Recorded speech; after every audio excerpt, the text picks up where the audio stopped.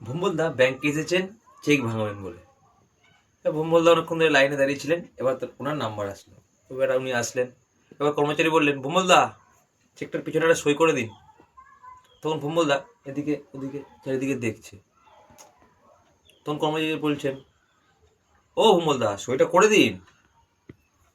তখন ভুম্বলদা এক ভদ্রলোককে বলছেন, ও দাদা একটু টেবিলটা ধরে নাড়ান তো। তখন কর্মচারী বলছে, কি রসিকতা শুরু করলে ভুম্বলদা তুমি? দেখছো না কত লাইন, তাড়াতাড়ি সইটা করে দাও।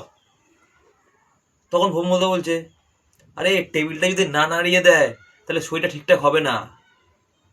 কারণ আগের যে সইটা করেছিলাম ওটি আমি চলন্ত বাসে করেছিলাম।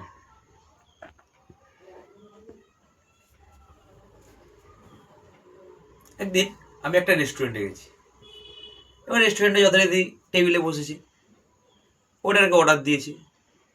অর্ডার দিয়ে একটি মেয়ে এসছে আমার সামনে, এসে আমাকে জিজ্ঞেস করছে, কি সিঙ্গেল নাকি? তখন আমি বলেছি, হ্যাঁ হ্যাঁ হ্যাঁ সিঙ্গেল। সেই কথাটা শুনে ইমিডিয়েট আমাকে জিজ্ঞেস করেছে, সেই কথাটা শুনেছি না যেই মাত্র আমার খুব আনন্দ হচ্ছে। তো কিছুক্ষণ পরে দেখি মেয়েটি আমার সামনের একটি ফাঁকা চেয়ার নিয়ে চলে যাচ্ছে তার বয়ফ্রেন্ডের জন্য।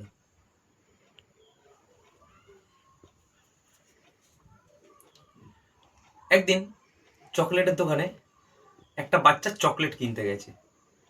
তখন রাস্তা দিয়ে একজন কাকু যাচ্ছিলেন। কাকু বাচ্চাটিকে বলছেন, দেখতে পেয়েছে চকলেট খাচ্ছে, তখন বলছে, বাবা এত চকলেট খাস না, দাঁতে পোকা ধরবে, পেটে ব্যথা করবে, আরো অনেক রোগ হবে। তখন বাচ্চাটি একটু মনে মনে রেগে গেছে। তখন বলছেন যে, কাকু আপনার কি বেশি দিন বাঁচার ইচ্ছে? তখন সে ভদ্রলোক বলছে, হ্যাঁ আমার অনেকদিন বাঁচার ইচ্ছে।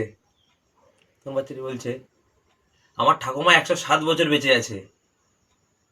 তখন ভদ্রলোকটি বলছে, তার মানে নিশ্চয়ই ছোটবেলায় তোর ঠাকুমা চকলেট ফকলেট কিছু খায়নি।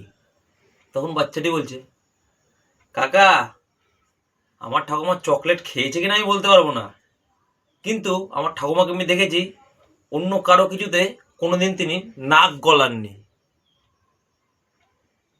নমস্কার। জোকসগুলি ভালো লাগলে লাইক করবেন, চ্যানেলটিকে সাবস্ক্রাইব করে নেবেন।